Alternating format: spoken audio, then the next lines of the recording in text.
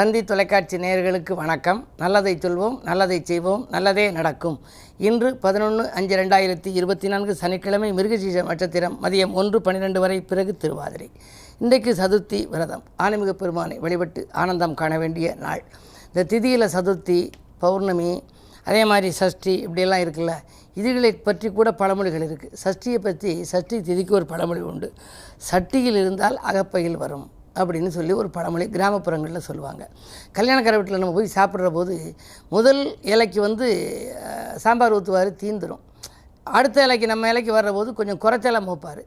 என்ன குறைச்சலாக இருக்குன்னா, பக்கத்தில் இருக்கவர் சொல்லுவார், சட்டியில் இருந்தால் தானே அகப்பையில் வரும், போய் மோந்துக்கிட்டு வாங்க, கொண்டுக்கிட்டு வாங்க சாம்பார் அப்படிம்பாங்க.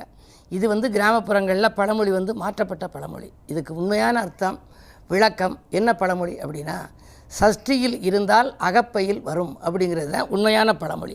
சஷ்டி திதியிலே நீ விரதம் இருந்தால் அகப்பை அப்படின்னா கருப்பைன்னு அர்த்தம். பெண்களுக்குள்ள கருப்பை இருக்குல்ல, அந்த கருப்பையிலே குழந்தை உருவாகும் அப்படின்னு அர்த்தம்.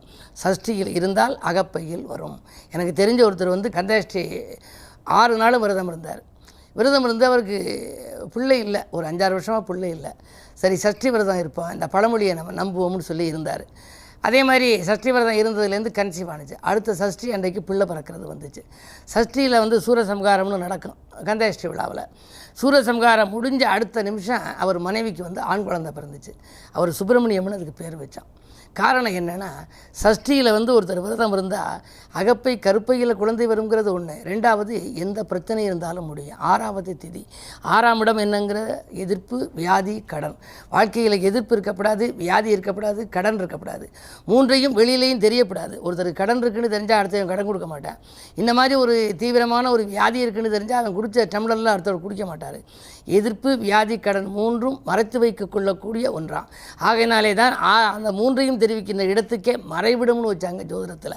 அப்படிப்பட்ட இதில் சஷ்டி திதிங்கிறது 6வது திதி. இந்த 6ஆம் இடம் ஒருத்தருக்கு வலுவிழந்திருந்தாலோ அல்லது 6ஆம் இடத்தால் பாதிப்புகள் வந்தாலோ, சஷ்டி திதியில் விரதம் இருந்தால், முருகப்பெருமானை நம்பிக்கையோடு வழிபட்டால் முருகப்பெருமான் அருளாலே முன்னேற்றங்கள் கூடும். திருப்புகள் படித்தால் எதிர்ப்புகள் அகலும் என்ற கருத்தை தெரிவித்து இன்றைய ராசி பலன்களை இப்பொழுது உங்களுக்கு வழங்கப் போகின்றேன்.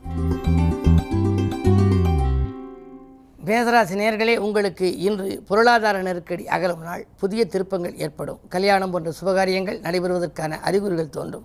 வீட்டுக்கு தேவையான விலையுயர்ந்த பொருட்களை வாங்கி மகிழ்வீர்கள். இன்று பயணங்களாலும் உங்களுக்கு பலன் கிடைக்கும். ரிஷபராசி நேயர்களே, உங்களுக்கெல்லாம் இன்று சந்தோஷம் அதிகரிக்கின்ற நாள். சந்தித்த நண்பர்களால் உங்களுக்கு நன்மைகள் கிடைக்கும். நண்பர்கள் உங்களுக்கு நல்ல தகவலை கொண்டு சேர்ப்பார்கள். தொழில் உத்தியோகத்தில் கணிசமான லாபம் கைகளிலே புரளும். லாபஸ்தானத்திலே விரையாதிபதி செவ்வாய் இருக்கின்றார். அதே நேரம் லாபாதிபதி வியாழன் உங்கள் ராசியில் இருக்கின்றார். எனவே நீங்கள் எதை எதிர்பார்த்து காத்திருந்தீர்களோ தொழிலில் அது வளர்ச்சி அடையும். அது மட்டுமல்ல, உத்தியோகத்திற்காக முயற்சி செய்தவர்களுக்கு நேர்முக தேர்விலும் உங்களுக்கு வெற்றி கிடைக்கலாம். சனியின் பலம் நன்றாக இருப்பதால் எதற்கும் கவலைப்பட தேவையில்லை. இன்று சனிக்கிழமை, சனி பகவானை வழிபடுவது நல்லது. மிதுனராசி நேயர்களே, பணவரவு திருப்திகரமாக இருக்கும் நாள். பக்கத்தில் இருப்பவர்களால் ஏற்பட்ட சிக்கல்கள் அகலும். சந்திரன் உங்கள் ராசியில் இருப்பதால் தாய் வழி ஆதரவு உண்டு. மனதுகாரகன் சந்திரன் என்பதால் மனதில் எதை நீங்கள் நினைத்தீர்களோ அதை மறுநிமிடமே செய்யக்கூடிய யோகம் இன்று உண்டு. இன்று இனிய நாள். கடகராசி நேயர்களே, உங்களுக்கு விரயங்கள் மேலோங்கும் நாள். 1 மடங்கு செலவு வந்தால் 2 மடங்கு விரயமாகும். வீண் வாக்குவாதங்களை தவிர்ப்பது நல்லது. நம்பிக்கைகள் நடைபெற வேண்டுமானால் நீங்கள் வழிபாட்டில் கவனம் செலுத்த வேண்டும். குறிப்பாக அனுமனை வழிபடுவது நல்லது. சொந்த பந்தங்களால் துயரங்கள் வந்து கொண்டே இருக்கிறது என்று கவலைப்படுவீர்கள். இடமாற்றங்கள் பற்றியும் சிந்திக்கின்ற நாளாக இந்த நாள் அமைகின்றது. சிம்மராசி நேயர்களே, உங்களுக்கெல்லாம் தொழில் மாற்ற சிந்தனைகள் தொடரும் நாள். துணையாக இருப்பவர்கள் உங்களுக்கு தோள் கொடுத்து உதவுவார்களா என்பது சந்தேகம்தான். 7லே சனி, கண்டகச்சனி, 8லே செவ்வாய். ஆரோக்கிய தொல்லைகள் அதிகரிக்கும். வயிற்று வலி, கால் வலி, மூட்டு வலி என்று ஏதாவது ஒரு வலி வரலாம். கண்டிப்பாக இன்று உங்களுக்கு ஆரோக்கிய தொல்லைகள் உண்டு. அகால போஜனத்தை தவிர்ப்பது நல்லது. ஆகாரத்தில் கட்டுப்பாடு செலுத்தினால் ஆரோக்கியம் சீராகும். உத்தியோகத்திற்கூட மேலதிகாரிகள் உங்களுக்கு இணக்கமாக நடந்து கொள்ள மாட்டார்கள்.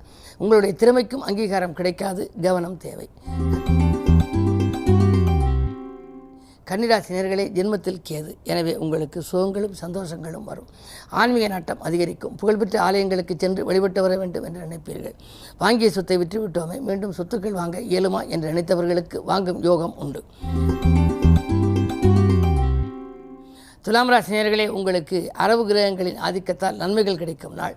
6லே ராகு இருப்பதனாலே அஷ்டலட்சுமி யோகம் செயல்படும். எனவே அந்த அடிப்படையில் பார்க்கின்ற பொழுது பொருளாதாரம் திருப்திகரமாக இருக்கும். புகழ்மிக்கவர்களின் சந்திப்பால் நீங்கள் பொருளாதாரத்தை மேலும் பெருக்கிக் கொடுப்பீர்கள். இடமாற்றங்கள் இனிமை தரும் விதம் அமையும். உத்தியோகத்தை பொறுத்தவரை இந்த இடத்திலிருந்து வேறு இடத்திற்கு இலாகா மாற்றங்கள் இதுவரை கேட்டும் கிடைக்கவில்லையே, எப்பொழுதுதான் மறுக்கப்பட்ட சலுகைகள் கிடைக்கும் என்று நினைத்தவர்களுக்கு இன்று அது கிடைக்கலாம். விருச்சிக ராசி நேயர்களே, உங்களுக்கு சந்திராஷ்டமமாக இருந்தாலும் குரு பார்வை ராசிகள் பதிவதால் பெரிய அளவில் பாதிப்புகள் ஏற்படாது. இருந்தாலும் விரயங்கள் கொஞ்சம் மேலோங்கும். உத்தியோகத்தில் மேலதிகாரிகள் கோபப்படலாம். அவர்கள் சொற்படி நடந்து கொள்வது நல்லது. அதே நேரத்தில் உங்களுக்கு 4லே சனி இருப்பதால் ஆரோக்கிய தொல்லைகள் உண்டு. ஒரு சில சிறு தொல்லைகள் வருகின்ற பொழுதே மருத்துவ ஆலோசனைகளை பெறுவது நல்லது. லாபஸ்தானத்தில் கேது இருக்கின்றார். ஒரு நல்ல வழிபாட்டிலே கவனம் செலுத்துவீர்கள். வழிபாட்டுக்காகவும் செலவிடுவீர்கள். முன்னோர் கட்டி சிதலமடைந்த கோயில்களை புனருத்தராயணம் செய்து குடமுழுக்கு விழாக்கள் செய்யலாமா என்று கூட நீங்கள் சிந்திக்கின்ற நாளாக இந்த நாள் இருக்கின்றது. எப்படியும் நீங்கள் பொறுமையை கடைப்பிடிப்பதும் நிம்மதியாக வாழ நிதானத்தை கடைப்பிடித்தாலும் தான் முடியும் என்பதை தெரிந்து கொள்ளுங்கள். இன்று சனிக்கிழமை. சனி பகவானையும் வழிபடுவது நல்லது. தனுசு ராசி நேயர்களே, உங்களுக்கு ராசிநாதன் குரு 6ல் இருக்கிறார். அவரது பார்வை 2ல் பதிகிறது. வாக்கு, தனம், குடும்பம் என்ற இடம் புனிதமடைவதனாலே கொடுத்த வாக்கை காப்பாற்றுவீர்கள். கொள்கை பிடிப்போடு செயல்படுவீர்கள். தனவரவு தாராளமாக வந்து சேரும். அதே நேரத்தில் உங்களுக்கு 7 சனி விலகிவிட்டது என்றாலும் 3லே சனி இருப்பதால் சகோதர வர்க்கத்தினரால் சில பாதிப்புகள் உங்களுக்கு உண்டாகலாம். கொடுத்த கடன்கள் வசூலாவதில் தாமதம் ஏற்படும். எதையும் நிதானத்தோடு செய்வது நல்லது. மகர ராசி நேயர்களே, 7 சனியில் குடும்பச்சனியின் ஆதிக்கம் இருப்பதால் குடும்பத்தில் மங்கள ஓசை கேட்பதற்கான வழி பிறக்கும். தனலாபம் உங்களுக்கு திருப்திகரமாகவே இருக்கிறது. புதிய தொழில் தொடங்கலாம் என்ற சிந்தனை மேலோங்கும். அதற்கு ஒத்துழைப்பாக நண்பர்கள் உங்களுக்கு இருப்பார்கள். அரசியல் ஈடுபாடு, அரசியல் களத்தில் இருப்பவர்களுக்கு இன்று நல்ல பொறுப்புகள் வரலாம். கும்பராசினியர்களே, உங்களுக்கெல்லாம் உடல்நலம் சீராகி உற்சாகப்படுத்தும் நாள். உள்ளத்தில் நினைத்ததை உடனடியாக செய்து முடிப்பீர்கள். வீண் வாக்குவாதங்களை தவிர்ப்பது நல்லது. வியாபார போட்டிகள் அகலும். எதை எந்த நேரம் செய்ய நினைத்தீர்களோ அதை செய்து முடிப்பீர்கள். மீனராசினியர்களே, உங்களுக்கு செவ்வாய் பலம் நன்றாக இருப்பதால் இடம்பூமி வாங்கும் யோகம் உண்டு. நண்பர்கள் நல்ல தகவலை தருவார்கள். அதே நேரத்தில் உடன்பிறப்புகள் உங்களுக்கு உறுதுணையாக இருப்பார்கள். உடன்பிறப்புகள் இல்லங்களில் நடைபெறும் திருமணங்களை நீங்கள் முன்னின்று நடத்துவீர்கள். குடும்பத்தில் உள்ளவர்களின் தேவைகளை பூர்த்தி செய்து மகிழும் நாளாக இந்த நாள் அமைகின்றது. தொழில் உத்தியோகத்தில் கணிசமான லாபம் உண்டு. மேலும் விவரங்கள் அறிய தினத்தந்தி படியுங்கள்.